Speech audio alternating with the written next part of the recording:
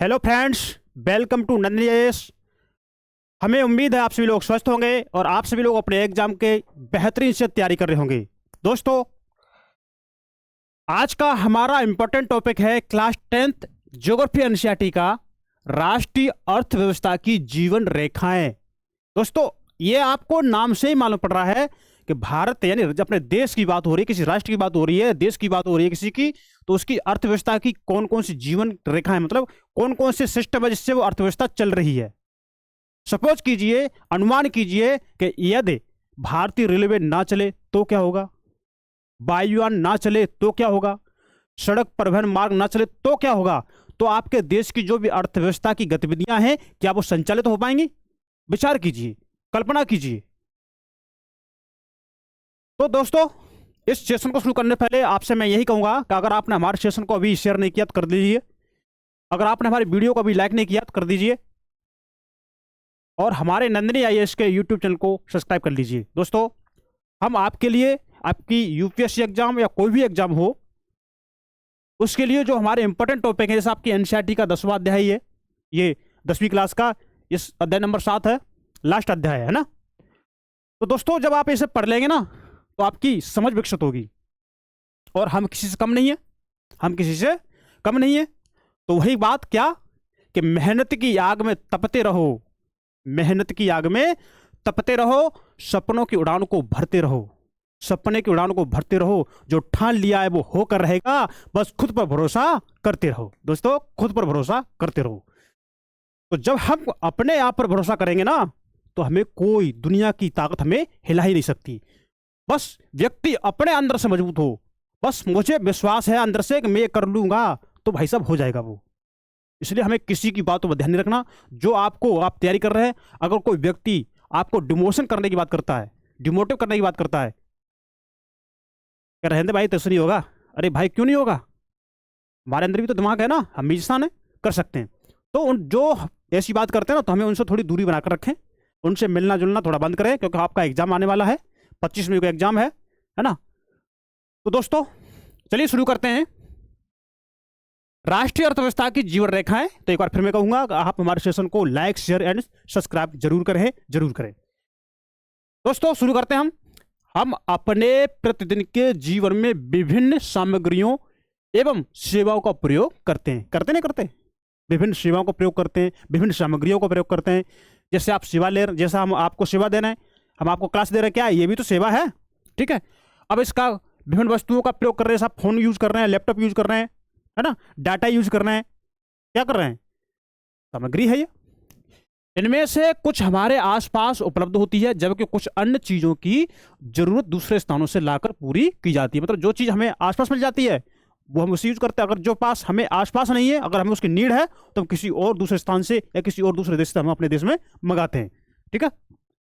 वस्तुएं तथा सेवाएं मांग स्थल से आपूर्ति स्थल पर अपने आप नहीं पहुंच जाती, क्या पहुंच जाती है? नहीं। वस्तुओं तथा सेवाओं के आपूर्ति स्थानों से मांग स्थानों तक ले जाने हेतु परिवहन की आवश्यकता होती है। किसकी आवश्यकता होती है? परिवहन की। अगर हमें किसी वस्तु को आपूर्ति स्थान तक और उन्हें लेके आना है, लेके जाना है, तो हमें परिवहन की आवश्यकता होती है। कुछ व्यक्ति इसको उपलब्ध करवाने में संलग्न है। जो व्यक्ति उत्पाद को परिवहन द्वारा उपभोक्ताओं तक पहुंचाते हैं ना, उन्हें हम व्यापारी कहा जाता है। मतलब जो व्यक्ति लाने ले जाने का है ना, जो माल है, जो उत्पाद है, जो आवश्यक सामग्री है, उसकी आपूर्ति करने के लिए जो काम करते हैं, और वो जिसका यूज करते हैं ना, वो जिनमें संलग्न तो होते हैं, उन्हें हम व्यापारी कहते हैं। अतः एक देश के विकास की गति वस्तुओं तथा सेवाओं के उत्पादन के साथ उनके एक स्थान से दूसरे स्थान तक वहन की सुविधा पर भी निर्भर करना पड़ता है, ठीक है। अब देखिए, इसलिए सक्षम परिवहन के साधन तीव्र विकास हेतु पूर्व अपेक्षित हैं, ठीक है। वस्तुओं तथा सेवाओं का लाना ले जाना पृथ्वी के 3 महत्वपूर्ण क्षेत्रों पर किया जाता है। अब देखिए, वस्तुओं का हम या सेवाओं को किस स्थान पर लेना ले जाना, लाना ले जाना करते हैं, तो वो किस पर? स्थल से, जल से या वायु, इनके माध्यम से लेके जाते हैं, है ना। अब देखिए, जहां पर स्थल सीमा जुड़ी नहीं है, मतलब वहां पर क्या है, वहां पर समुद्र है, बीच में कोई द्वीप है, वहां समुद्र है, तो वहां स्थल मार्ग है नहीं, तो हम वहां जाने के लिए किसका प्रयोग करेंगे? जल मार्ग का करेंगे, वायु मार्ग का करेंगे। अब मान के चलो जहां पर जल की सुविधा उपलब्ध नहीं है, जलमार्ग भी नहीं है, स्थल मार्ग भी नहीं है, तो फिर हम वहां पर कहां से, किससे जाएंगे? हेलीकॉप्टर से जाएंगे, है ना? तो यही बात है। इन्हीं के आधार पर परिवहन को स्थल, जल व वायु परिवहन में वर्गीकृत किया जा सकता है। ठीक है, अब देखिए,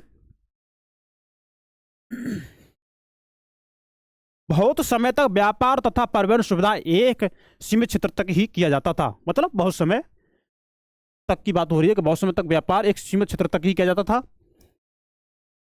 विज्ञान तथा प्रौद्योगिकी के विकास के साथ व्यापार व परिवहन के प्रभाव क्षेत्र, अब देखेंगे व्यापार और इनके प्रभाव क्षेत्र में विस्तृत वृद्धि हुई है। क्या हुई है? इनमें विस्तृत रूप से वृद्धि हुई है। सक्षम व तीव्रता गति वाले परिवहन से आज संसार एक बड़े गांव में परिवर्तित हो गया। मतलब जैसे मालूम पड़ता है कि हम एक स्थान से दूसरे स्थान पर हम चंद घंटों में पहुंच गए। जैसे हम गांव में चक्कर लगाते हैं ना, किसी गांव में कहीं बैठने जाते हैं ना, कहीं पर अगर हम चौपाल लगती है तो वहां पर घंटे 2 घंटे व्यतीत कर देते हैं। अब आदमी घंटे 2 घंटे में एरोप्लेन से एक स्थान से दूसरे स्थान पर पहुंच जाता है। देख लीजिए, है ना? होता नहीं होता? तो ये उन्होंने कहा है, परिवहन का यह विकास संचार साधनों के विकास की सहायता से ही संभव हो सका है। किसके माध्यम से? विकास संचार के साधनों के विकास की सहायता से ही संभव हो सका है, ये है ना? इसीलिए परिवहन, संचार व व्यापार एक दूसरे के पूरक हैं। क्या? परिवहन और संचार, ये व्यापार एक दूसरे के क्या है? पूरक हैं। आज भारत अपने विशाल आकार, विविधताओं, भाषाई तथा सामाजिक व सांस्कृतिक बहुलताओं के बावजूद संसार के सभी क्षेत्रों से सुचारू रूप से जुड़ा हुआ है। ठीक है, किससे? अब देखेंगे हमारे भारत देश में अनेक विविधताएं हैं। भाषाई अंतर देख लीजिए, है ना? लोगों की बनावट में अंतर देख लीजिए, जलवायु अंतर देख लीजिए। आज जो आपस में कनेक्टेड है ना, जो पूरे भारत को एकजुट का काम कर रहा है ना, वो क्या है? आपका यही तो है, वायु मार्ग, है ना, जल मार्ग, रेलवे मार्ग, सड़क मार्ग, इनसे तो देश जुड़ा हुआ है ना? आप एक देश के एक कोने से देश के अन्य कोने पहुंच जाते हैं, रेल से जाएंगे, है ना? अब जैसे मैं यहाँ पे दिल्ली में हूँ, मान के चलो मैं दिल्ली में, अभी दिल्ली में आपको पढ़ा रहा हूँ मैं, ठीक है? और मुझे दिल्ली से अगर कहीं जाना हो, जैसे मान के चलो मुझे बिलासपुर जाना है, क्या करूँगा? मैं जल्दी जाना है तो मैं आ जाऊँगा एयरपोर्ट जाके वहाँ जल्दी पहुँच जाऊँगा। मतलब 2-3 घंटे में आराम से, 2-3 घंटे की सफ़र में आराम से पहुँच जाऊँगा। ट्रेन से जाना है तो एक दिन लग जाएगा। तो वह सिस्टम है। तो इन चीज़ों से हम क्या देख सकते हैं? अब हम जाएंगे वहाँ पर, बिलासपुर जाएंगे या कहीं और जगह जाएंगे, तो वहाँ की जो संस्कृति विविधता है, वहाँ के लोगों की जो कल्चर है, उससे हम परिचित होंगे। और वो हमको देखेंगे तो वो हमको देखेंगे, भाई ये कहाँ से आए, ये कैसे रहते हैं, हम देखेंगे ये ऐसे रहते हैं, तो क्या है? कल्चर है। ठीक है, तो यही बात उन्होंने कही है, भाषाई तथा सामाजिक सांस्कृतिक संबलताओं के बावजूद संसार के सभी क्षेत्रों से सुचारू रूप से जुड़ा हुआ है। इसमें रेल, वायु एवं जल परिवहन, समाचार पत्र, रेडियो, दूरदर्शन, सिनेमा, इंटरनेट आदि इसके सामाजिक आर्थिक विकास में अनेक प्रकार से सहायक है। ठीक है, इससे क्या हो रहा है? इससे जो सामाजिक आर्थिक विकास में ये सिनेमा, इंटरनेट, है ना, रेल, वायु, दूरदर्शन, रेडियो क्या है? अनेक प्रकार से सहायक हैं। जैसे आप इंटरनेट से आप अपनी क्लास को ले रहे हैं, तो आपको दिल्ली आने या किसी शहर में आने का जो आए के रहोगे, पढ़ाई करोगे, तो वो आपका क्या होगा? इन्वेस्टमेंट बच रहा है। क्या है हमारे? ये आपकी इकोनॉमी को कहीं ना कहीं बूस्टअप कर रहा है ना, कहीं ना कहीं तौर पर आप देख लीजिए। स्थानिक से अंतर्राष्ट्रीय स्तरीय व्यापार ने अर्थव्यवस्था को जीवन शक्ति दी है। ठीक है, इसने हमारे जीवन को समृद्ध किया है तथा आरामदायक जीवन के लिए सुविधाओं व साधनों में बढ़ोतरी की है इसने। इस अध्याय में आप पढ़ोगे कि किस प्रकार आधुनिक संचार तथा परिवहन के साधन हमारे देश और इसकी आधुनिक अर्थव्यवस्था को संचालित करते हैं। ठीक है, ये पढ़ोगे आप लोग। अतः यह है स्पष्ट है कि सघन व सक्षम परिवहन का जाल तथा संचार के साधन आज विश्व, राष्ट्र व स्थानीय व्यापार है तो पूर्व अपेक्षित है। मतलब ये उपयोगी है। हम अपने देश में व्यापार करना हो या हमें अपने देश से बाहर कहीं और व्यापार करना हो, तो उसमें क्या है? हमारा जो भी स्थानीय, जो राष्ट्रीय स्तर का, जो विश्व स्तर का जो भी व्यापार है, वो क्या है? सक्षम है। अब आप इससे देखिए परिवहन के साधन। अब परिवहन किस किस से करते हैं? देखिए, परिवहन मतलब एक स्थान से दूसरे स्थान पर किसी वस्तु पदार्थ को ले जाना या जाना। ठीक है, देखिए स्थल में आप देखेंगे सड़क परिवहन, रेल परिवहन और पाइपलाइन परिवहन। जैसे आपने पाइपलाइन में देखा है कि पाइपलाइन में गैस वगैरह या पेट्रोलियम पदार्थ वगैरह पाइपलाइन के माध्यम से एक स्थान से दूसरे स्थान पर भेजा रहे हैं, है ना? तो उसमें जो हमारा ट्रांसपोर्टेशन खर्चा है वो कम हो रहा है। लेकिन जब हमने पाइपलाइन लगाई होगी ना, पाइपलाइन, तब उस समय हमारी कॉस्ट आई होगी, लेकिन उसके बाद हमारी जो पाइपलाइन के माध्यम से या जो आने जाने का फ्लो है ना, डीजल पेट्रोल या कोई प्राकृतिक गैस का, है ना, या कोई जो भी गैसें हैं जो आपकी ईंधन में यूज होती हैं, है ना, और अन्य कार्यों में यूज होती हैं, तो उनका जो भी फ्लो है बहने का, वो मतलब उसकी कॉस्ट में बच रही है। क्यों? अगर वही हम गाड़ियों से लेके जाते तो जहां हम लेके जा रहे तो उससे ज़्यादा वो खुद ही खा जाती है ना। तो मान चलो कि हमें टैंकर लेके जाना है 250-300 किलोमीटर दूर या 500 किलोमीटर दूर। अब मान चलो हमें जम्मू कश्मीर से हमें अपना फ्यूल मंगाना है ना, अब हमें भेजना है बेंगलुरु। अब मान चलो वो फ्यूल हमारा जो भी वहाँ पे डीजल पेट्रोल उसमें आ रहा है, अब हम माने कि अगर वो फ्यूल उसमें भरा हुआ है, अगर वो आएगा यहाँ तक तो उतना लगभग आधा तो वही खा जाएगा। तो क्या हो रहा है इससे? इससे वो खर्चा बच रहा है। अब देखिए पोल्यूशन भी बच रहा है, जो इन्वायरमेंट में जो पोल्यूशन होता है ना वो भी बच रहा है। अब हम देखेंगे जल का, जल परिवहन के साधन देखिए, आंतरिक जल परिवहन और समुद्री परिवहन। ठीक है, अब देखिए वायु, घरेलू विमान सेवा, है ना, अंतर्राष्ट्रीय विमान सेवा जो वायु परिवहन की बात हो रही है, सार्वजनिक प्राधिकरण, निजी विमान सेवा। अब देखिए समुद्री परिवहन की बात हो रही है, मतलब जो एक देश से दूसरे देश में, एक देश से दूसरे देश में हम जल मार्ग के माध्यम से अपना आयात करते हैं। और आंतरिक जल परिवहन का मतलब यह है कि हम आसपास के क्षेत्रों में, है ना, या अपने भारत के एक राज्य से दूसरे स्थान पर समुद्र तट के माध्यम से हम अपने भारत के एक राज्य या दूसरे राज्य में जो हमारे समुद्र तट के राज्य के साथ जो भी हम समुद्र तटीय सीमा है उसके पास रहते हैं, तो हम इसका मार्ग जो हमारा आंतरिक जल परिवहन मार्ग हम इसका यूज कर सकते हैं। अब देखिए परिवहन, ट्रांसपोर्ट, इसको थोड़ा आप देख लेते हैं। देखिए स्थल परिवहन मतलब भारत विश्व का दूसरा सर्वाधिक सड़क जाल वाला देश है। कहां का? विश्व का दूसरा, भारत सर्वाधिक सड़क जाल वाला देश है, मतलब सड़क का जाल हमारे देश में विश्व में दूसरे स्थान पर है। यह सड़क जाल लगभग 62.16 यानी 62.16 लाख किलोमीटर है। भारत में सड़क परिवहन रेल परिवहन से पहले प्रारंभ हुआ, ये तो आप जानते ही हैं। निर्माण तथा व्यवस्था में सड़क परिवहन रेल परिवहन की अपेक्षा अधिक सुविधाजनक है। क्या सुविधाजनक? आप बताइए, क्या जो आपका सड़क परिवहन है वो रेल परिवहन की अपेक्षा अधिक सुविधाजनक कैसे है? आप थोड़ा सोचिए। देखिए हम अभी बताएंगे। रेल परिवहन की अपेक्षा सड़क परिवहन की बढ़ती महत्ता निम्न कारणों से, मतलब अब देखिए सड़क परिवहन कैसे रेल परिवहनों से उचित है। देखिए रेल लाइन की अपेक्षा सड़कों की निर्माण लागत बहुत कम है, पहला ये फायदा है ना, इसलिए, है ना। अब देखिए अपेक्षाकृत उबड़ खाबड़ व विच्छिन्न भूभागों पर सड़कें बनाई जा सकती हैं, बना सकती हैं। अब बताइए जब उबड़ खाबड़ जगह है कहीं पर, तो वहां पर क्या आप लोग रेलवे लाइन को बिछा देंगे? बताइए, नहीं।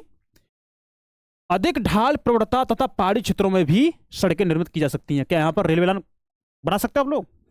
सोचिए खुद। देखिए अपेक्षाकृत कम व्यक्तियों, कम दूरी व कम वस्तुओं के परिवहन में सड़क मित व्ययी है, मतलब कम खर्चे वाली। यह घर घर सेवाएं उपलब्ध करवाता है तथा सामान चढ़ाने व उतारने की लागत भी अपेक्षाकृत कम है। जो भी सामान चढ़ाते हैं उतारते हैं तो इसकी लागत कम होगी। क्यों?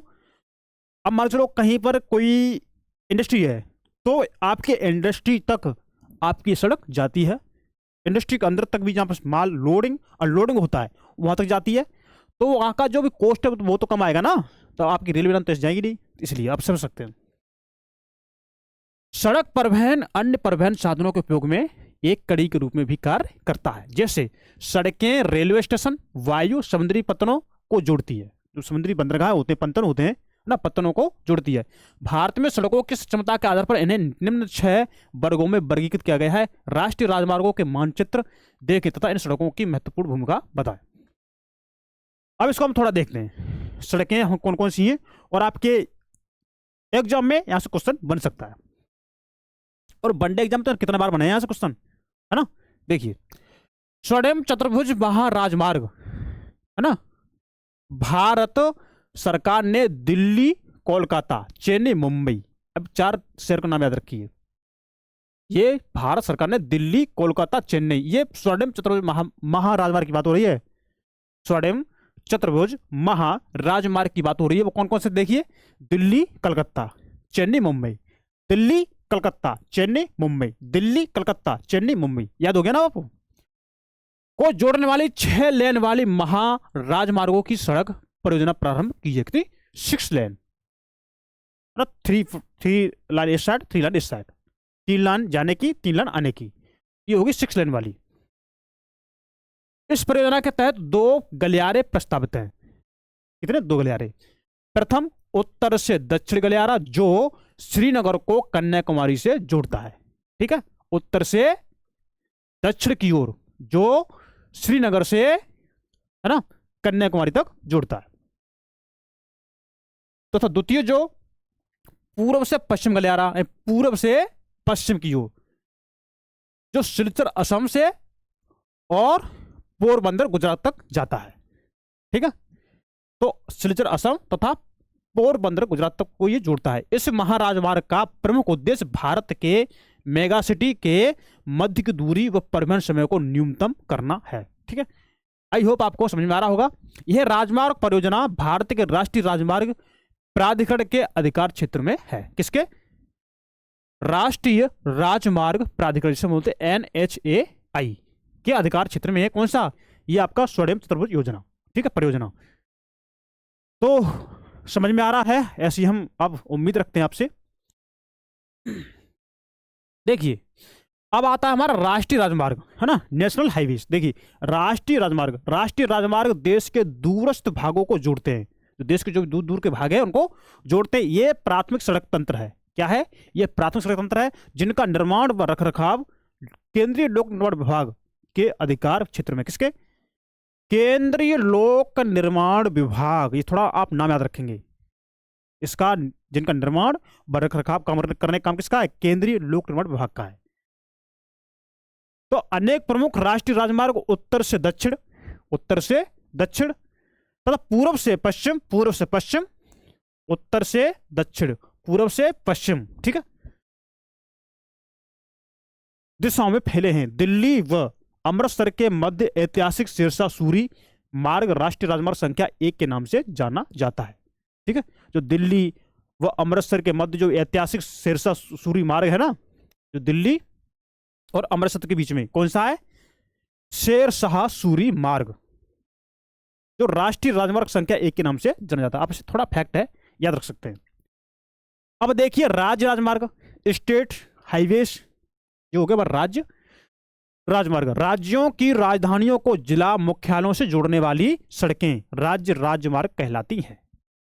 ठीक है, मतलब जो भी राज्य जो राजधानियां हैं उन राजधानियों को हम जिला मुख्यालय से जोड़ेंगे, तो जो जिला मुख्यालय से राजधानी को जोड़ने वाली जो सड़कें हैं वो हमारी राज्य राजमार्ग कहलाती हैं। राज्य तथा केंद्र शासित क्षेत्रों में इनकी व्यवस्था तथा निर्माण का दायित्व राज्य के सार्वजनिक निर्माण विभाग PWD का होता है।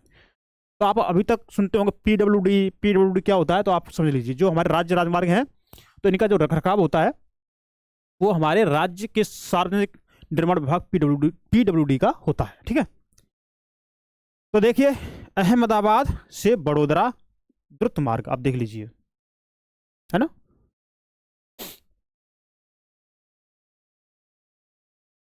जिला मार्ग। ये सड़कें जिले के विभिन्न प्रशासनिक केंद्रों को जिला मुख्यालय से जोड़ती हैं।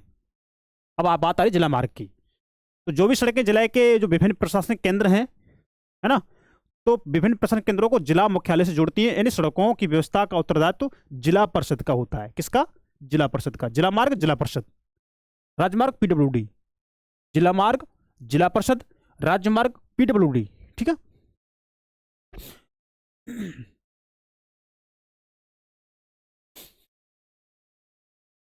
अब देखिए अन्य सड़कें।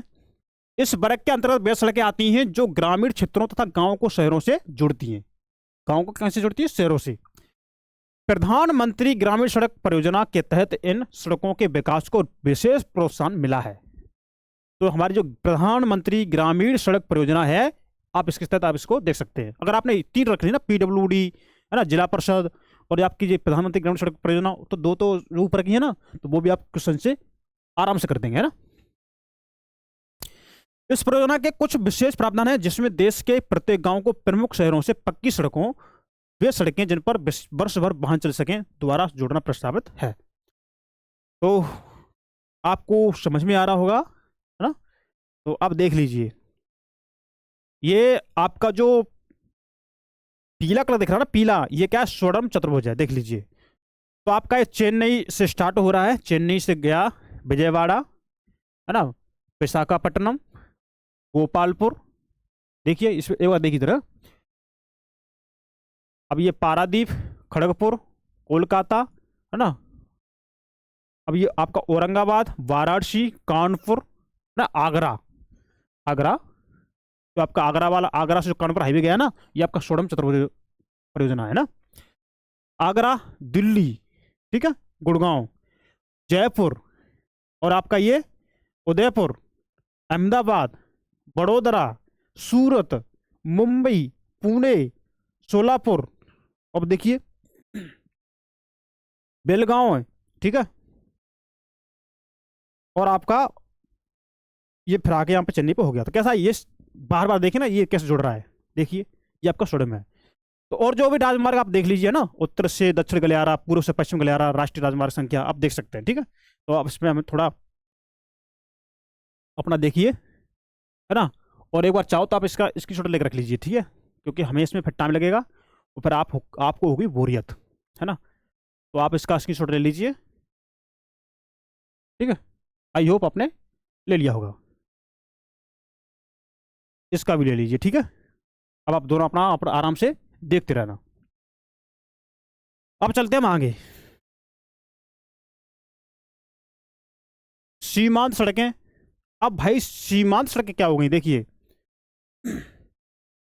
मतलब सीमा पर जो सड़कें बनी होती है, सीमा पर वो सड़कें हमारी सीमांत होती है। देखिए उपरोक्त सड़कों के अतिरिक्त भारत सरकार प्राधिकरण के अधीन, देखिए भारत जो सीमांत जो सड़कें हैं, जो सीमांत सड़कें जो सीमा के पास हैं, तो सीमांत सड़कें भारत सरकार प्राधिकरण के अधीन सीमा सड़क संगठन है। तो सीमा सड़क किसके अंतर्गत है, सीमा सड़क आपके भारत सरकार प्राधिकरण के अधीन है, ठीक है, जो देश के सीमांत क्षेत्रों में सड़कों का निर्माण व उनकी देखरेख करता है, ठीक है, सड़कों का निर्माण और सड़कों की देखरेख करता है कौन, भारत सरकार प्राधिकरण, ठीक है। यह संगठन 1960 में बनाया गया, जिसका कार्य उत्तर दिशा तथा उत्तर पूर्व, जो आपका अरुणाचल प्रदेश हो गया, है ना, नागालैंड हो गया, असम हो गया, है ना, तो यह क्या है आपका उत्तर पूर्वी क्षेत्र में सामरिक महत्व की सड़कों का विकास करना था। अब सामरिक तो आप लोग जानते ही हैं ना, इन सड़कों के विकास से दुर्गम क्षेत्रों, मतलब जहां पर पहुंच पाना कठिन था, तो वहां पर दुर्गम क्षेत्रों में अभिगम्यता बढ़ी है, तथा ये इन क्षेत्रों के आर्थिक विकास में भी सहायक हुई है। भाई सड़कें बन गई, अब जो मान के चलो जहां पर वाहन पहले नहीं जा पाता था, है ना, वहां पर हमारी कोई भी चीज एक स्थान से दूसरे स्थान पर नहीं पहुंच पाती थी, अब वहां पर सड़क बन गई, तो भाई क्या होगा, वहां की जो आर्थिक विकास है वो तो कहीं ग्रोथ होगा ना। अब देखिए, क्या आप जानते हैं विश्व की सबसे लंबी राजमार्ग सुरंग अटल टनल, विश्व की सबसे लंबी राजमार्ग सुरंग अटल टनल, जो आपके 9 किलोमीटर के आसपास है, ठीक है, तो यह सीमा सड़क संगठन द्वारा बनाई गई थी। किसके द्वारा, सीमा सड़क संगठन द्वारा, है ना, भारत सरकार की, आप समझ सकते हैं। जो आपको मैंने अभी पढ़ाया, यह सुरंग पूरे साल मनाली को लाहौल स्पीति घाटी से जोड़ती है। किसको, मनाली को लाहौल स्पीति घाटी से जोड़ती है। पहले यह घाटी भारी बर्फबारी के कारण लगभग 6 महीने तक अलग थलग रहती थी, मतलब 6 महीने तक यहाँ पर आना जाना बंद था। यह सुरंग हिमालय की पीर पंजाल पर्वतमाला में औसत समतल से 3000 मीटर की ऊंचाई पर अति आधुनिक सुविधाओं के साथ बनाई गई है, ठीक है। अब देखिए, आपने पहाड़ी के रास्ते देखे, पहाड़ी पर रास्ते कैसे, सड़कें कैसे होती हैं, देखिए सड़कें, देखिए ये आपकी सड़क है, ये गई यूं करके घूम घूम के, मतलब देखिए ये फिर यूं करके ये है ना, देखिए ये सड़कें पहुंच रही है। अब देखिए यहाँ पर कितना डिफिकल्ट है ना, आदमी अगर पैदल जाए ना, पैदल चढ़ चढ़ के ही थक जाएगा। तो यहाँ पर तो आपको ट्रक लेके जाने, बस लेके जानी है ना, गाड़ियां लेके जानी है, तो बताओ इनमें कितना फ्यूल खर्च होगा, है ना। तो यह है पहाड़ी रास्ते। सड़क निर्माण में प्रयुक्त पदार्थ के आधार पर भी सड़कों को कच्ची व पक्की सड़कों में वर्गीकृत किया जाता है। किसके, अब सड़कें भी कच्ची होती हैं, पक्की होती हैं। तो पक्की सड़कें आपके सीमेंट, कंक्रीट व तारकोल द्वारा बनाई जाती हैं, अतः 12 मासी सड़कें होती हैं जो चलती रहती हैं 12 मासी, चाहे बारिश हो, सर्दी हो, चाहे कुछ भी हो। कच्ची सड़कें वर्षा ऋतु में अनुपयोगी हो जाती हैं, उनमें गड्ढे हो जाते हैं और वाहन जाना कीचड़ में फंस जाते हैं ना।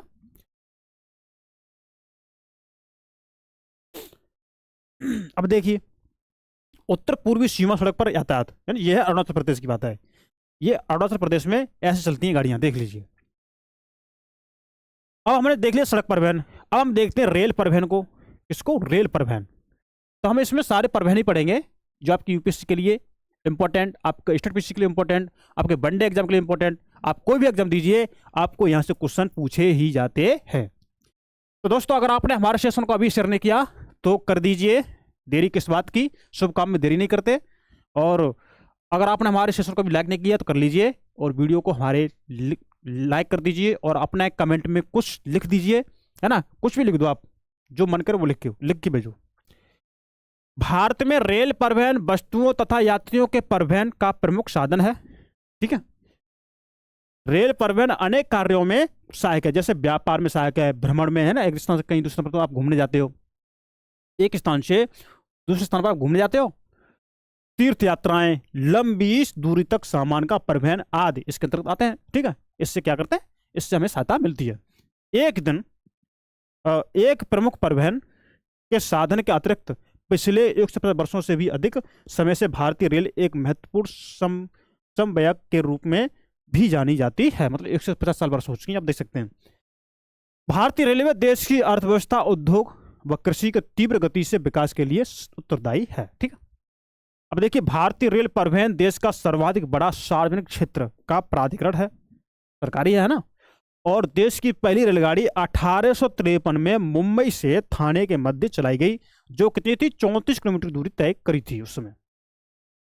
भारतीय रेल परिवहन को 16 रेल प्रखंडों में पुनः संकलित किया गया है। कितने, 16 रेल प्रखंडों में। अब देखिए, देश में रेल परिवहन के वितरण को प्रभावित करने वाले कारकों में भू आकृतिक, हाँ, अब देखिए, किसी किसी स्थान पर रेल परिवहन अधिक मात्रा में है, कहीं पर रेल परिवहन कम है। भाई, कहीं पर रेल के जो गेज बने हैं ना, जो भी पटरियां हैं, जहाँ रेलें ज़्यादा मात्रा में दौड़ रही हैं, तो वो कहीं पर ज़्यादा है, कहीं कम पर है। वो किस पर डिपेंड है, आपके पृथ्वी की जो भी, आपके देश की जो भी आकृति है ना, भू आकृति, वह उसके हिसाब से। ठीक है, देखिए, आर्थिक व प्रशासकीय कारक प्रमुख हैं। उत्तरी मैदान अपनी विस्तृत समतल भूमि, सघन जनसंख्या घनत्व, संपन्न कृषि व प्रचुर संसाधनों के कारण रेल परिवहन के विकास व वृद्धि में सहायक रहा है। जैसे आपका उत्तरी भारत की बात हो रही है, मैदानी भाग है, समतल मैदान है ना, तो वहां पर जो भी रेल की पटरियां बिछाई जाएंगी तो इसकी कॉस्ट कम आएगी। ठीक है, दूसरी बात यह है कि वहां पर जब समतल मैदान है, सड़क मार्ग अधिक है, वहां पर खेती अधिक होती है, कच्चा माल अधिक होता है, उद्योग धंधे अधिक हैं, है ना, तो वहां पर जनसंख्या भी अधिक है। तो भाई, जनसंख्या अधिक है तो वहां पर तो रेलगाड़ियां तो भी अधिक होंगी, यातायात भी तो अधिक होगा। तो ये सब डिपेंड करता है इन चीजों पर, है ना। यद्यपि असंख्य नदियों के विस्तृत जल मार्गों पर पुलों के निर्माण में कुछ बाधाएं आई हैं, तो प्रायद्वीप भारत में रेल मार्ग उबड़ खाबड़ पहाड़ी क्षेत्रों, छोटी पहाड़ियों और सुरंगों आदि से होकर गुजरते हैं। ठीक है, हिमालय पर्वतीय क्षेत्र भी दुर्लभ, उच्चावच, विरल जनसंख्या तथा आर्थिक अवसरों की कमी के कारण रेलवे लाइन के निर्माण में प्रतिकूल परिस्थितियां उत्पन्न करता है। ठीक है, तो ये बातें इसने लिख दी हैं। अब देखिए, इसी प्रकार पश्चिमी राजस्थान, गुजरात के दलदली भाग, जो पश्चिमी राजस्थान हो गया, गुजरात के दलदली भाग हो गए, मध्य प्रदेश के वन क्षेत्र, छत्तीसगढ़, उड़ीसा, झारखंड, इनमें रेल लाइन निर्माण करना कठिन है ना। क्यों, देखिए, अभी सह्याद्री तथा उससे सन्निध क्षेत्र को भी घाट या दर्रे के द्वारा ही पार करना पाना संभव है। क्यों भाई, इतना ऊंचा कौन करेगा, तुम बताओ, कुछ सोचो यार मेरी, ऊंची बहुत लंबे पहाड़ हैं। अब बताओ हम कितना तोड़ेंगे, कितनी कॉस्ट आएगी, अब बताओ। तो इसको बढ़िया किसी दर्रे से पास कर दिया जाए, तो वही बात उन्होंने लिखी है। कुछ वर्ष पहले भारत के महत्वपूर्ण आर्थिक क्षेत्र में पश्चिमी तट के साथ कोंकण रेलवे के विकास ने यात्री व वस्तुओं के आवागमन को सुविधाजनक बनाया है। ठीक है, यद्यपि यहां असंख्य समस्याएं भी हैं, जैसे भूस्खलन, किसी किसी भाग में रेलवे ट्रैक का धंस जाना। तो इसलिए जहां ऐसी स्थिति होती है ना, वहां पर जो रेलवे लाइन की जो भी परिवहन की सड़कें हैं, जो पटरियां हैं, तो वो हम सोच समझ करके सरकारें इन पर इन्वेस्ट करती हैं। ठीक है, आज का राष्ट्रीय अर्थव्यवस्था में परिवहन के अन्य सभी साधनों की अपेक्षा रेल परिवहन प्रमुख हो गया है। ठीक है, आज के समय में देखेंगे कि आज जो रेल परिवहन है प्रमुख हो गया है। यद्यपि रेल परिवहन समस्याओं से मुक्त नहीं है। अब जो रेल परिवहन है उसमें समस्याएं, अब देखिए उसमें क्या क्या समस्या है। अब बताइए जो रेलवे परिवहन चल रहा है उसमें समस्या क्या क्या हो सकती है। देखिए पहली समस्या है कि बहुत से यात्री बिना टिकट यात्रा करते हैं। शायद आपने की हो ना की हो, लेकिन हमें नहीं पता। लेकिन आप सोचिए बहुत से यात्री रेल जो टिकट है ना वो लेते ही नहीं है, बिना टिकट की यात्रा करते हैं। तो भाई इसमें तो रेलवे घाटा हुआ ना, आपका भले फायदा हुआ हो लेकिन रेलवे घाटा हुआ। ठीक है, अब देखिए रेल संपत्ति की हानि तथा चोरी जैसी समस्याएं भी पूर्णतः समाप्त नहीं हुई है। मतलब अब कोई रेल की कोई चीज मिल जाए है ना, कोई पड़ी हो सब है ना, कोई आया कबाड़ी वाला उठा के ले गया, बेच दिया किसी ने, या कोई आया अपने घर ले गया, मतलब कुछ भी हो सकता है। जंजीर खींचकर यात्री कहीं भी अनावश्यक रूप से गाड़ी रोकते हैं, जिससे पूरे गाड़ी का जो शेड्यूल होता है वो बिगड़ता है। कितना मतलब बताइए लॉस होता है ना। इससे रेलवे को भारी हानि उठानी पड़ती है। जरा सोचिए हम अपनी रेलगाड़ियों को निर्धारित समय पर चलने में कैसे मदद कर सकते हैं, ये आप बताइए। तो भाई रेलवे मार्ग में ये समस्या है, रेल परिवहन में आप देख सकते हैं। कहीं आप तो नहीं करते ऐसा काम? हाँ क्यों? आप मत करना क्योंकि आप यूपीएससी के अभ्यर्थी हो। अब देखिए बड़ी लाइन 1.676 रूट 6,000, देखिए 63,950 किलोमीटर।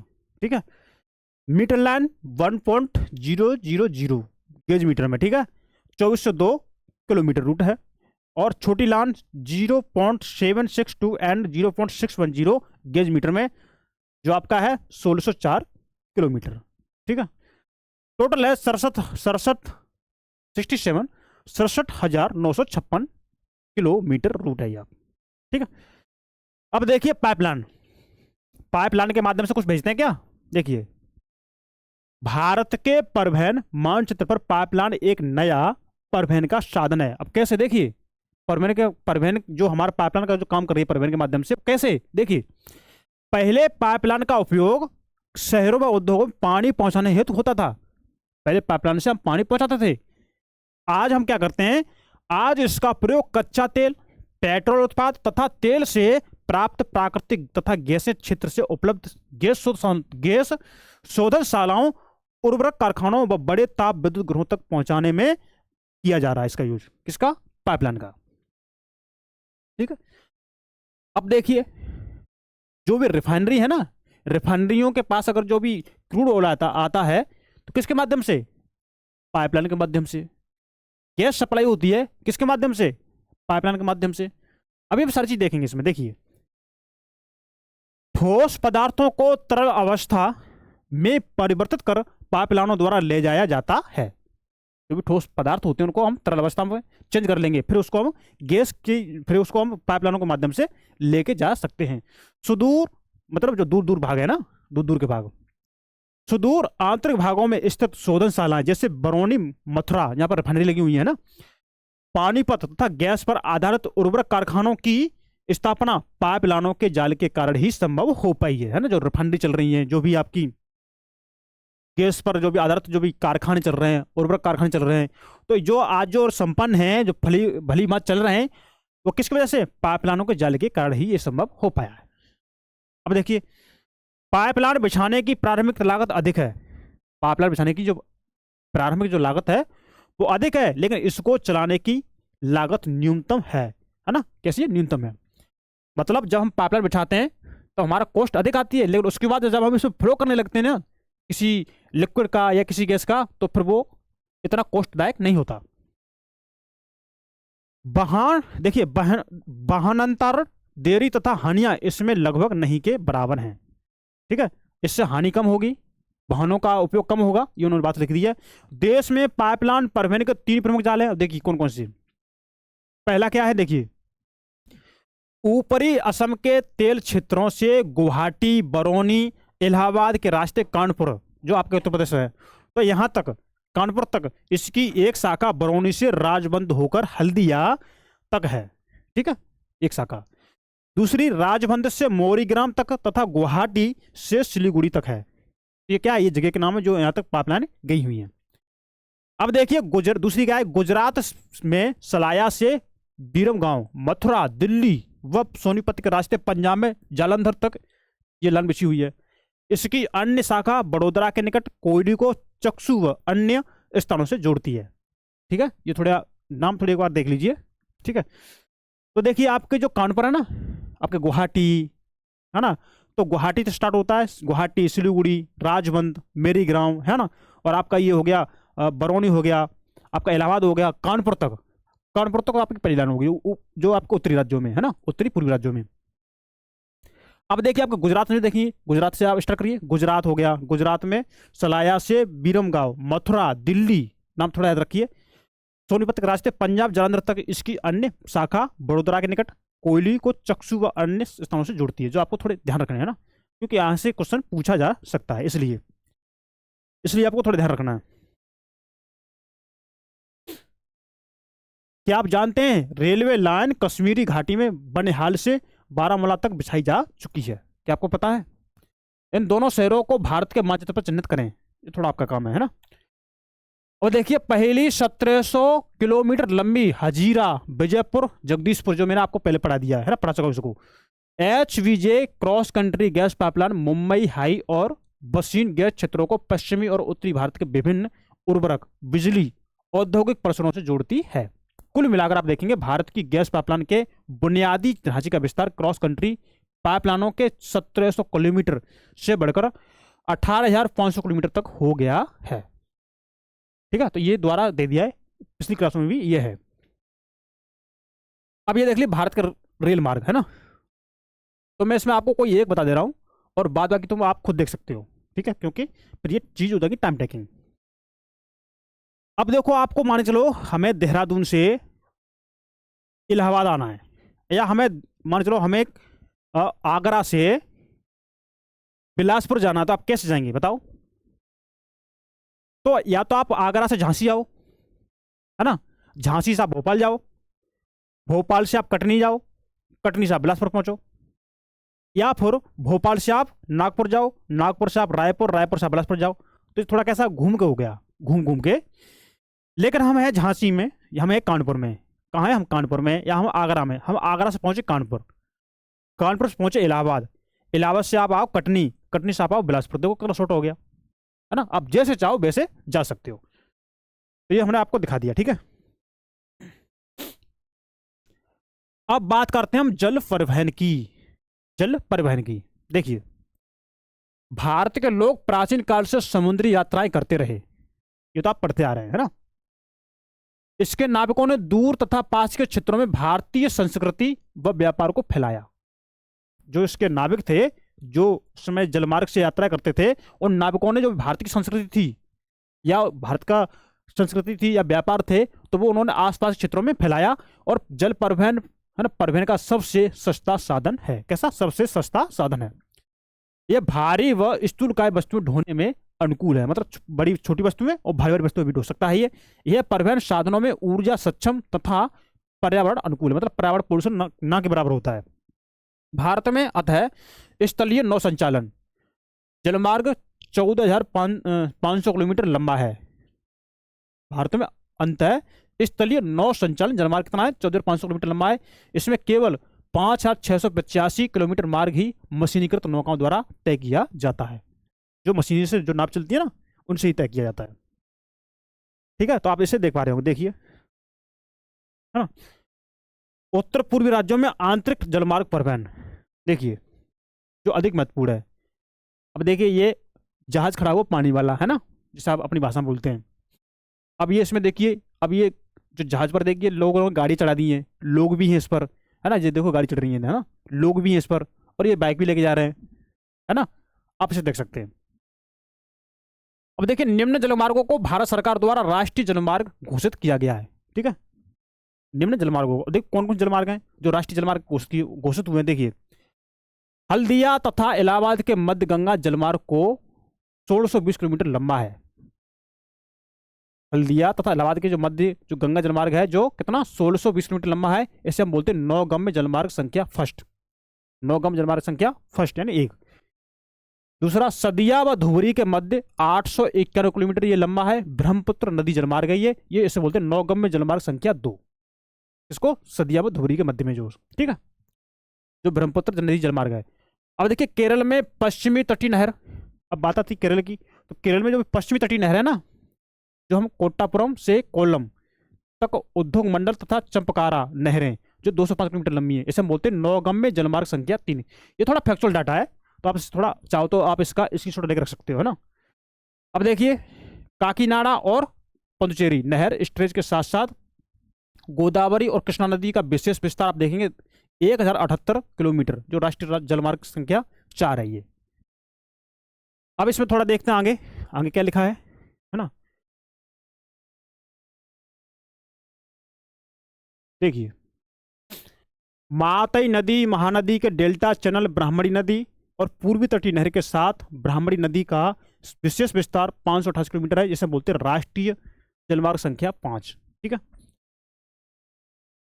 तो कुछ अन्य अंतर जलमार्ग भी हैं, ठीक है, जिन पर परिवहन होता है इससे मांडवी, ज्वारी, है ना, कंबरजुआ, सुंदरवन, बराक, केरल का पश्च जल, ये है। तो थोड़ा ये फैक्चुअल है ना, तो थोड़ा आप ध्यान रख सकते हैं इसको।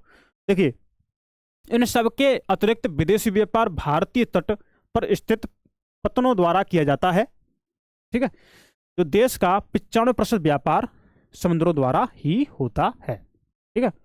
और मुद्रा रूप में आप देखेंगे 68%।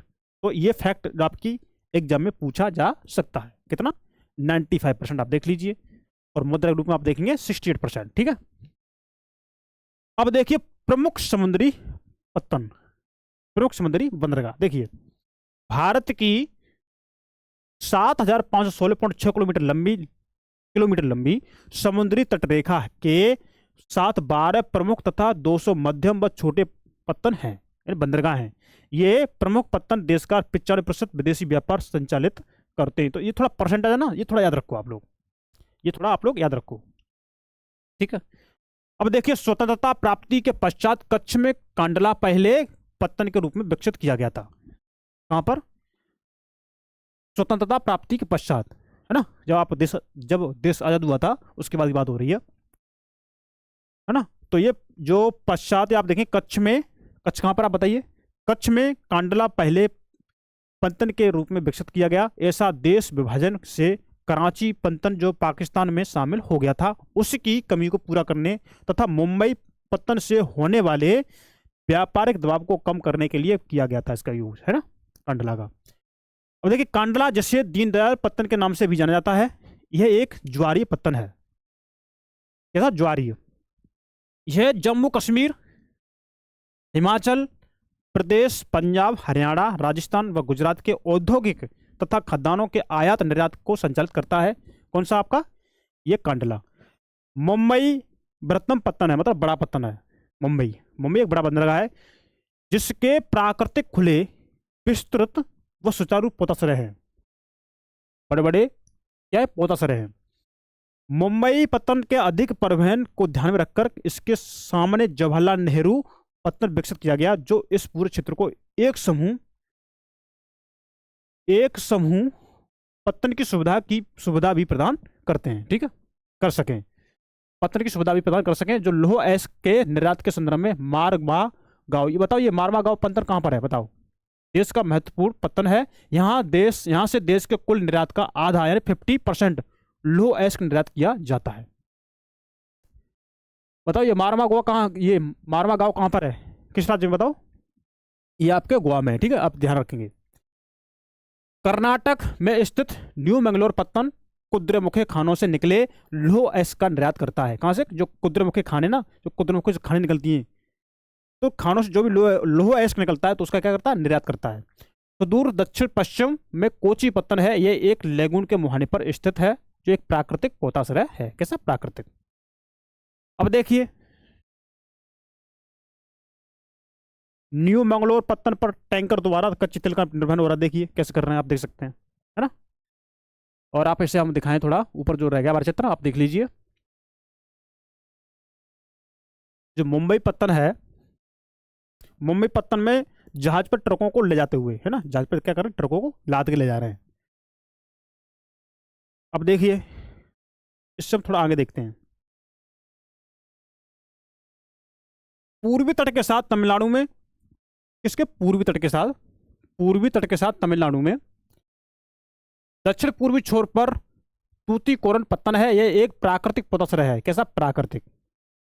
तथा इसकी पृष्ठभूमि भी अत्यंत समृद्ध है। अतः यह पत्तन हमारे पड़ोसी देशों जैसे श्रीलंका, मालदीव आदि तथा भारत के तटीय क्षेत्रों की भिन्न वस्तुओं को, व्यापार को संचालित करता है। ठीक है। और चेन्नई हमारे देश का प्राचीनतम कृत्रिम पत्तन है। तो जो हमारा चेन्नई है वो पुराना कैसा है? कैसा है ये? प्राचीनतम कृत्रिम पत्तन, मतलब ये बनाया गया है मनुष्यों के द्वारा, है ना। व्यापार की मात्रा तथा लदे सामान के संदर्भ में इसका मुंबई के बाद दूसरा स्थान है। मुंबई के बाद दूसरा स्थान है। और विशाखापट्टनम स्थल से घिरा गहरा व सुरक्षित पत्तन है। प्रारंभ में यह पत्तन लौह अयस्क निर्यात के रूप में विकसित किया गया था। ठीक है। ओडिशा में स्थित पारादीप पत्तन विशिष्ट है, लौह अयस्क का निर्यात करता है। ठीक है। तो ये थोड़ा हमारा फैक्चुअल डाटा थोड़ा हमें याद रखना है। देखिए, कोलकाता एक अतः स्थल नदीय पत्तन है। क्या? कोलकाता। यह पत्तन गंगा ब्रह्मपुत्र बेसिन के बृहद व समृद्ध पृष्ठभूमि को सेवाएं प्रदान करता है। ये पूछ गए आपके एग्जाम में, है ना। ज्वारीय पत्तन होने के कारण तथा हुगली के तलछट जमाव से इसे नियमित रूप से साफ करना पड़ता है। ठीक है। अब देखिए, कोलकाता पत्तन पर बढ़ते व्यापार को कम करने हेतु हल्दिया सहायक पत्तन के रूप में विकसित किया गया है। किसके रूप में? हल्दिया सहायक पत्तन के रूप में। तो ये हमें थोड़े फैक्चुअल था जो हमने देख लिया, और उसमें थोड़ा और रह गया देखिए शायद। तो ये जो पत्तन है ये आपके एग्जाम में पिछली बार पूछा गया है ना। पिछले आप पीवाईक्यू देखेंगे तो एक क्वेश्चन एक सेट में और एक क्वेश्चन और सेट में पूछा गया है, आप देख सकते हैं। अब देखिए, बड़े आकार के कार्गो को उठाने रखने की सुविधाओं से युक्त टूटीकोरिन पत्तन है।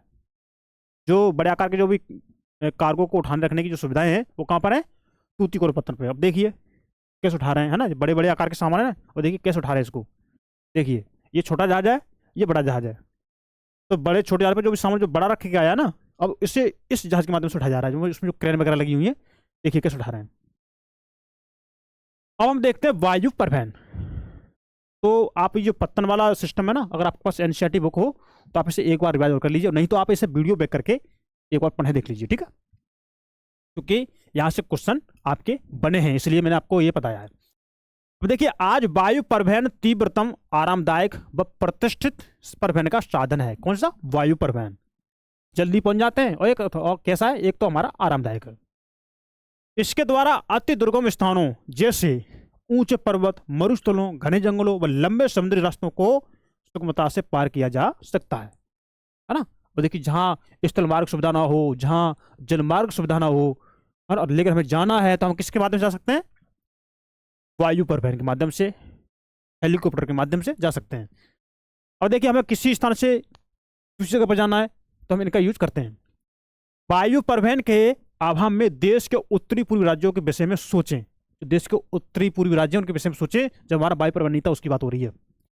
जहां बड़ी नदियां, विच्छिन्न धरातल, घने जंगल, निरंतर बाढ़ आदि एक सामान्य बात है, और हवाई यात्रा ने इसे अधिक अभिगम्य बना दिया है। मतलब अब यहाँ से लोग हवाई यात्रा के माध्यम से लोग आ सकते हैं, जा सकते हैं। अब देखिए, उत्तर पूर्वी राज्यों में वायु परिवहन अधिक महत्वपूर्ण क्यों? देखिए, ये हेलीकॉप्टर है ना, ये क्या है? हेलीकॉप्टर है। अब देखिए क्या है, यहाँ पर जंगल है, घने घने, है ना। तो आप देख सकते हैं लोग कैसे यहाँ पर एक स्थान से दूसरे स्थान पर आते जाते हैं। देखिए, सन 1953 में वायु परिवहन का राष्ट्रीयकरण किया गया था। कब? 1953 में। एयर इंडिया घरेलू और अंतरराष्ट्रीय वायु सेवाएं भी प्रदान करती है। घरेलू और मतलब अपने देश की और विदेशों की भी।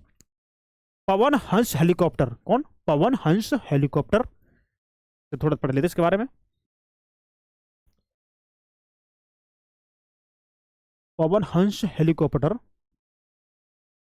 लिमिटेड तेल व प्राकृतिक गैस आयोग को इसकी अपतटीय सक्रियाओं में तथा अगम्य व दुर्लभ भूभागों जैसे उत्तर पूर्वी राज्यों तथा जम्मू कश्मीर, हिमाचल प्रदेश, उत्तराखंड के आंतरिक क्षेत्रों में हेलीकॉप्टर सेवाएं उपलब्ध करवाता है। कौन? आपका पवन जो हेलीकॉप्टर लिमिटेड है वो। अब देखिए, अब बात करते हैं किसकी? एयर इंडिया से जुड़े देशों के नाम बताइए। हवाई यात्रा सभी व्यक्तियों की पहुंच में ही नहीं है। केवल उत्तर पूर्वी राज्यों में इन सेवाओं को आम आदमी तक उपलब्ध करवाने हेतु विशेष प्रबंध किए गए हैं, जिसको मतलब आम व्यक्ति भी यूज कर सके। अब देखिए सेवाएं, है ना, संचार सेवाएं। देखिए जब से मानव पृथ्वी पर अवतरित हुआ है, मतलब जब से मानव पृथ्वी पर आया है, उसने विभिन्न संचार माध्यमों का प्रयोग किया है, मतलब अपनी बातों को पहुंचाने का किसी न किसी माध्यम का प्रयोग किया है, संचार माध्यमों का ना। लेकिन आधुनिक समय में बदलाव की गति तीव्र है। अब देख ही रहे हैं आधुनिक समय में कितनी तेज गति से बदलाव हो रहा है, और संदेश प्राप्तकर्ता या संदेश भेजने वाले के गतिविहीन रहते हुए भी लंबी दूरी का संचार बहुत आसान है। मतलब अब हम मतलब घर बैठे बैठे हम एक स्थान से दूसरे स्थान तक अपने बात को भेज सकते हैं, एक देश से दूसरे देश में अपनी बात को भेज सकते हैं, या ईमेल कर दीजिए, या व्हाट्सएप कर दीजिए, या टेलीग्राम कर दीजिए, है ना। आप क्या हैं, ये संदेश वाहक हैं। निजी दूरसंचार तथा जनसंचार में दूरदर्शन, रेडियो, समाचार पत्र समूह, प्रेस तथा सिनेमा आदि देश के प्रमुख संचार साधन हैं। आप देख सकते हैं ये क्या है, देश के प्रमुख संचार साधन हैं। भारत का डाक संचार तंत्र विश्व का बृहत्तम है। जो हम डाक के माध्यम से जो भी संचार व्यवस्था है, तो कैसा है, ये देश का बृहत्तम है, बड़ा है। यह पार्सल, निजी पत्र व्यवहार तथा तार आदि को संचालित करता है। ठीक है, जैसे आप किसी की पार्सल आ रहा है, या कोई निजी पत्र आ रहा है ना, या फिर कोई मतलब चिट्ठी आ रही है, तो ये इसी का काम यही काम करता है ना, डाक संचार तंत्र। अब देखिए कार्ड व लिफाफा बंद चिट्ठी पहली श्रेणी की डाक समझी जाती है। जो आपका कोई कार्ड आ गया है ना, या लिफाफा आ गया, या कोई बंद चिट्ठी आ गई, तो ये क्या है, ये पहली श्रेणी की डाक समझी जाती है, मतलब ये पहली श्रेणी की डाक है। ठीक है, तथा विभिन्न स्थानों पर वायुयान द्वारा पहुंचाए जाते हैं। इनको हम जो कोई स्थान वैसे हैं जहाँ पर इनको इस तरह के माध्यम से अगर नहीं पहुंचा जा सकता, तो इनको हम वायु मार्ग से पहुंचा सकते हैं। अब देखिए द्वितीय श्रेणी की डाक में आप देखेंगे जैसे रजिस्टर्ड पैकेट हो गई, किताबें हो गई, अखबार है ना, मैगजीन वगैरह होती हैं, ये शामिल हैं, जो कैसी हैं, द्वितीय श्रेणी की डाकें हैं। ये धरातरी डाक द्वारा पहुंचाए जाते हैं। कैसे, धरातरी डाक द्वारा। तथा इनके लिए स्थल व जल परिवहन का प्रयोग किया जाता है। बड़े शहरों व नगरों में डाक संचार में शीघ्रता है तो हाल ही में 6 डाक मार्ग बनाए गए हैं। इन्हें राजधानी मार्ग, मेट्रो चैनल, ग्रीन चैनल, आगे देखेंगे।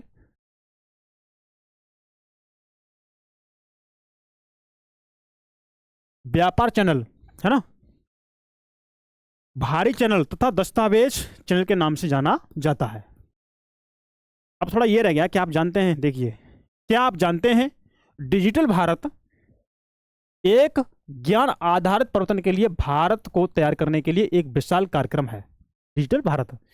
तो डिजिटल भारत कार्यक्रम का मुख्य उद्देश्य आईटी मतलब भारतीय प्रतिभा प्लस आईटी सूचना प्रौद्योगिकी बराबर आईटी मतलब कल का भारत।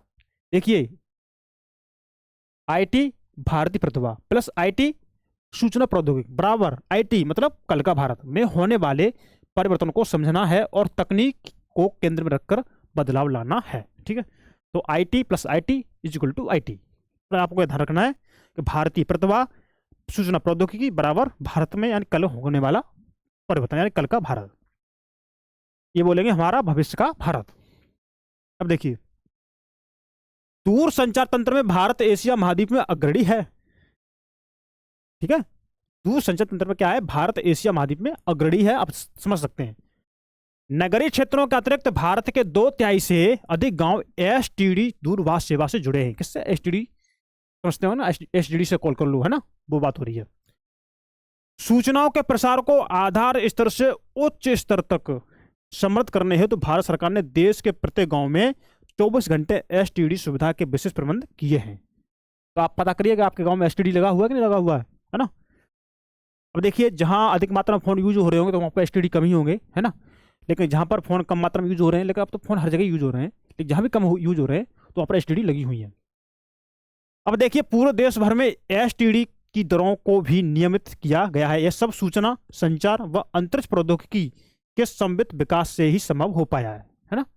ये किससे, ये आपके सूचना संचार है ना, और आपके जो अंतरिक्ष की जो टेक्नोलॉजी है इनके माध्यम से ये संभव हो पाया है। अब देखिए जनसंचार मानव को मनोरंजन के साथ बहुत से राष्ट्रीय कार्यक्रमों व नीतियों के विषय में जागरूक करता है, जनसंचार। ठीक है, और इसमें रेडियो, दूरदर्शन, समाचार पत्र, पत्रिकाएं, किताबें तथा चलचित्र सम्मिलित हैं। मतलब जो भी चित्रों के माध्यम से जो आप मूवीज वगैरह देखते हैं ना, या कोई नाटक दृश्य देखते हैं, इसमें मतलब चित्र के द्वारा मतलब कोई नाटक खेलते हैं, मतलब है ना, कि दृश्य देखते हैं, जैसे हम आपको दिखा रहे पढ़ा रहे हैं, आप पढ़ रहे हैं तो हम आपको दिख रहे हैं, तो आपके चलचित्र के रूप में दिख रहे हैं ना, तो वही बात है। अब देखिए, आकाशवाणी ऑल इंडिया रेडियो राष्ट्रीय, क्षेत्रीय तथा स्थानीय भाषा में देश के विभिन्न भागों में अनेक वर्गों के व्यक्तियों के लिए विविध कार्यक्रम प्रसारित करता है। कौन? ये आकाशवाणी है ना, ऑल इंडिया रेडियो। दूरदर्शन देश का राष्ट्रीय समाचार आप देखते होंगे, आप लोग राष्ट्रीय समाचार देखते हैं किस पर? दूरदर्शन चैनल पर देखते हैं या किसी और चैनल पर देखते हैं? तो दूरदर्शन देश का राष्ट्रीय समाचार व संदेश माध्यम है तथा विश्व के बृहत्तम संचार तंत्र में एक है ना। विश्व के जो भी बृहत्तम संचार तंत्र है, बड़े बड़े संचार तंत्र है, उनमें से एक है, और यह विभिन्न आयु वर्ग के व्यक्तियों हित मनोरंजक, ज्ञानवर्धक व खेल जगत संबंधी कार्यक्रम प्रसारित करता है। ठीक है, ये बात है। अब देखिए, भारत में वर्ष भर अनेक समाचार पत्र तथा साप्ताहिक पत्रिकाएं प्रकाशित की जाती हैं। आप समाचार पत्र पढ़ते होंगे, या आप कोई मैगजीन पढ़ते होंगे, या कोई करंट अफेयर्स की बुक पढ़ते होंगे, है ना। तो क्या ये भारतवर्ष में वर्ष भर अनेक तरह के समाचार मिलेंगे आपको, अनेक तरह की आपको मैगजीन मिलेंगी, ये सब आप लोग पढ़ते होंगे, है ना, पत्रिकाएं पढ़ते होंगे। ये पत्रिकाएं है ना, सामयिक होने के नाते जैसे मासिक, साप्ताहिक आदि कई कई थोड़ा देखेंगे, ये भाग रहा है ना, कई प्रकार की हैं। ठीक है, अब देखिए, समाचार पत्र लगभग 100 भाषाओं तथा बोलियों में प्रकाशित होते हैं। ठीक है, तो आप हिंदी का समाचार पढ़ते हो या आप इंग्लिश का पढ़ते हो, तो आप देखेंगे कि हिंदी के भी समाचार पत्र कई प्रकार के आते हैं, है ना। अंग्रेजी भाषा के भी समाचार पत्र कई प्रकार के आते हैं, उर्दू के भी आते हैं। तो आप जो भी पढ़ते होंगे, तो हमें क्या कह रहा हूँ, एक ज्योग्राफी एक ऐसा विषय है जो आपकी चीजें जो घट रही है ना, आप बस उन्हीं चीजों को उठा के यहाँ पे जोड़ना है ना। क्या आप रेलवे से परिचित नहीं है? बताइए। क्या आप वायु मार्ग से परिचित नहीं है? क्या आप स्थल मार्ग से परिचित नहीं है? जी हाँ है। आपको पता है कि जहाँ पहाड़ी नुमा क्षेत्र है, अधिक ढलान वाला क्षेत्र है, तो क्या आप वहां पर रेलवे मार्ग बना सकते हैं? बोलोगे नहीं। वहां पर जहाँ स्थल मार्ग बनाना भी संभव नहीं है, तो आप वहां पर कैसे पहुंचेंगे? वायु मार्ग से पहुंचेंगे। आप यकीन कीजिए कि आप मान के चलो कोई द्वीप है, उसके चारों ओर समुद्र है, ठीक है, अब हमें वहां पर जाना है, तो हम कैसे जाएंगे? अब आपको हमें स्थल मार्ग से जाए तो नहीं पहुंच पाओगे, या तो आप वहां पर वायु मार्ग से जाओगे, या फिर वहां पर आप जल मार्ग से जाओगे। तो वही चीजें तो समझनी है, बस वही चीज उसने लिख दी है, वही चीज उसने लिख दी है। और आप देखेंगे, जो हम सामान को एक देश से दूसरे देश में कम लागत पर लेके जाते हैं, हम किसका यूज करते हैं? वायु, इसका क्या बोलते हैं, जलमार्ग का। और जहां पर सामान लगता है, लोडिंग अनलोडिंग होता है, उसे हम बोलते हैं बंदरगाह। अब बंदरगाह कौन कौन से कहाँ पे हैं, वो मैंने आपको बता दिया। कहाँ कहाँ इसमें रॉकेट साइंस से बताओ, सब कुछ तो सिंपल है, बस हमें चीज़ थोड़ी समझनी है। ठीक है, वही बात है। तो दोस्तों, मैं आपसे कहूँगा कि अगर आपने हमारे चैनल को अभी सब्सक्राइब नहीं किया है, तो प्लीज़ इसको सब्सक्राइब कर लीजिए, वीडियो को लाइक कर लीजिए अब, और अपने दोस्तों को इस शेयर को सेशन कर दीजिए, है ना, इस सेशन को शेयर कर दीजिए। अब देखिए, क्या आप जानते हैं कि हमारे देश में सर्वाधिक समाचार पत्र हिंदी भाषा में प्रकाशित होते हैं? सबसे अधिक समाचार पत्र आपके देश में हिंदी भाषा में प्रकाशित होते हैं, तथा इसके बाद अंग्रेजी में, फिर उर्दू में। तो ये समाचार पत्र आते हैं। भारत विश्व में सर्वाधिक चलचित्रों का भी उत्पादक है, मतलब जो मूवीज वगैरह है ना, नाटक वगैरह जो बनते हैं, भारत देश में सबसे अधिक बनते हैं। ये कम अवधि वाली फिल्में, वीडियो फीचर फिल्म तथा छोटी वीडियो फिल्में बनाता है। भारतीय और विदेशी सभी फिल्मों को प्रमाणित करने का अधिकार केंद्रीय फिल्म प्रमाणन बोर्ड को है। तो ये जो फिल्मों को जो ऑथराइज करता है, फिल्म को जो प्रमाणित करता है, कौन करता है? केंद्रीय फिल्म प्रमाणन board, central board of film certification. अब देखिए, अंतरराष्ट्रीय व्यापार, अपने देश से दूसरे देश में व्यापार। देखिए, राज्यों व देशों में व्यक्तियों के बीच वस्तुओं का आदान प्रदान व्यापार कहलाता है। ठीक है, बाजार एक ऐसी जगह है जहां इसका विनियम होता है। इसका क्या होता है? विनियमन। दो देशों के मध्य यह व्यापार अंतरराष्ट्रीय व्यापार कहलाता है। जब व्यापार दो देशों के मध्य हो तो कैसा होगा? अंतरराष्ट्रीय हो। यह समुद्री, हवाई तथा स्थलीय मार्गों द्वारा हो सकता है। यद्यपि स्थानीय व्यापार शहरों, कस्बों, गांवों में होता है, तो राज्य स्तरीय व्यापार दो या अधिक राज्यों के मध्य होता है। ठीक है, तो ये बात उन्होंने बिल्कुल सिंपल बात लिख दी, बस हमें आपको थोड़ा क्या करना, थोड़ा पढ़ते हुए जाना है, थोड़ा समझते हुए, बस वो कुछ नहीं है इसमें। एक देश के अंतर्राष्ट्रीय व्यापार की प्रगति उसके आर्थिक वैभव का सूचक है ना। अगर एक देश के जो भी अंतर्राष्ट्रीय व्यापार में जो प्रगति कर रहा है ना, तो आप समझिए उसका आर्थिक स्थिति सही है। इसलिए इसे राष्ट्र का आर्थिक बैरोमीटर भी कहा जाता है। सभी देश अंतर्राष्ट्रीय व्यापार पर निर्भर हैं, सभी देश अंतर्राष्ट्रीय व्यापार पर निर्भर है, क्योंकि संसाधनों की उपलब्धता क्षेत्रीय है, अर्थात इनका वितरण असमान है। आप समझ सकते हैं। आयात तथा निर्यात व्यापार के घटक हैं। आप देखेंगे आयात व निर्यात का अंतर ही देश के व्यापार संतुलन को निर्धारित करता है। आयात और जो निर्यात का जो अंतर है क्या करता है, देश के विकास को संतुलन करता है। ठीक है।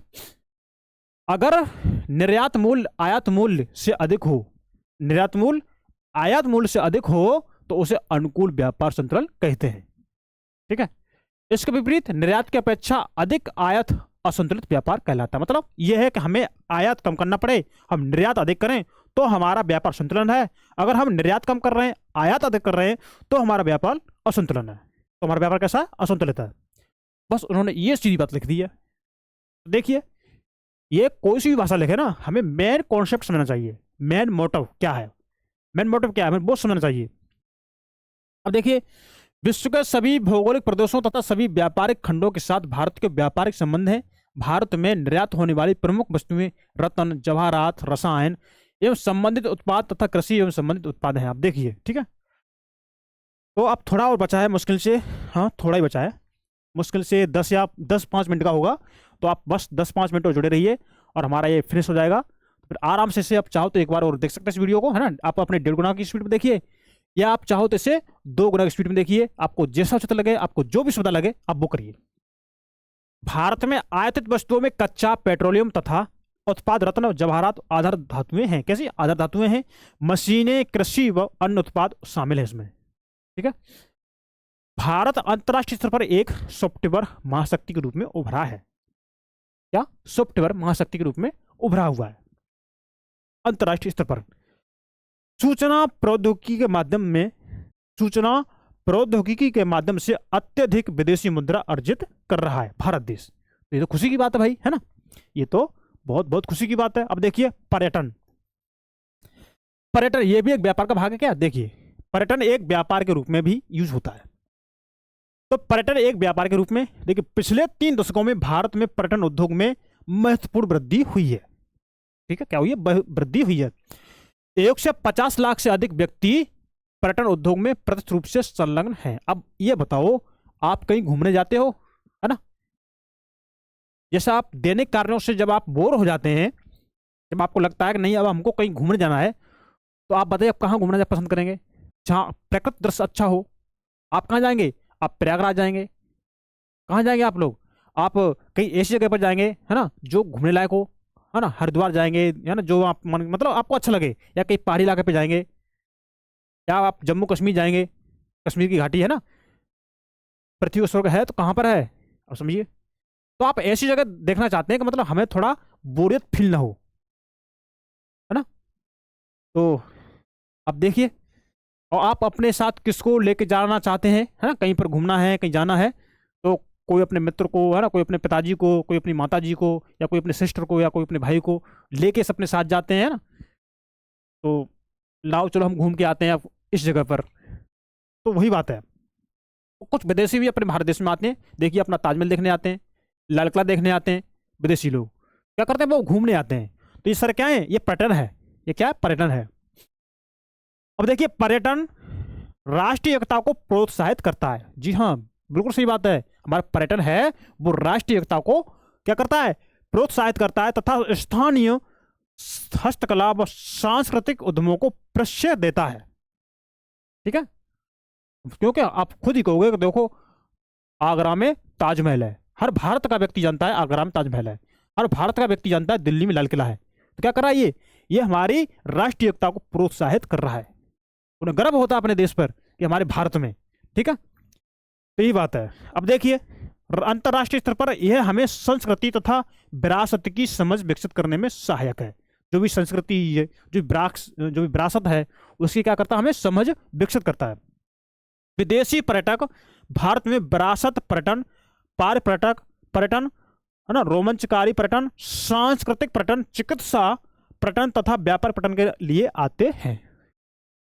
तो ये भारत देश में आते हैं। अब देखिए, देश के विभिन्न भागों में पर्यटन की अपार संभावनाएं हैं।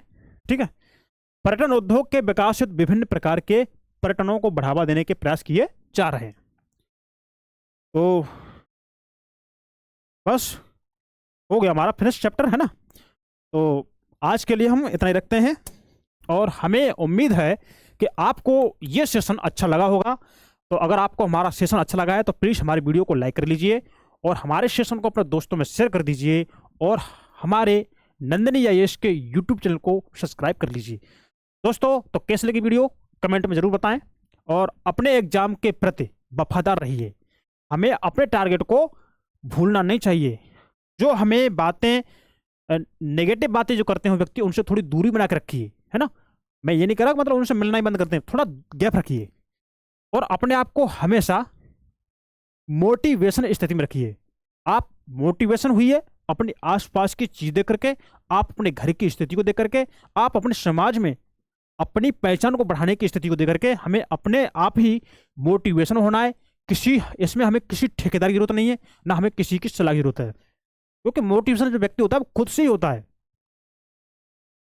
और किसी की बहका में बिल्कुल ना है। तो चलिए दोस्तों, आज इतना ही रखते हैं। अब मिलते हैं नेक्स्ट क्लास में, नेक्स्ट सेशन में, नेक्स्ट टॉपिक के साथ। तब तक के लिए नमस्कार, थैंक यू, धन्यवाद, गुड बाय। और हाँ, एक बात और है, हमारी करंट अफेयर्स की वीडियो अब आपको मिल रही है, तो आप उसे मिस ना करें, जरूर देखें और अपने दोस्तों को शेयर करें। तो ठीक है, मिलते हैं नेक्स्ट क्लास में। नमस्कार, थैंक यू, धन्यवाद, गुड बाय।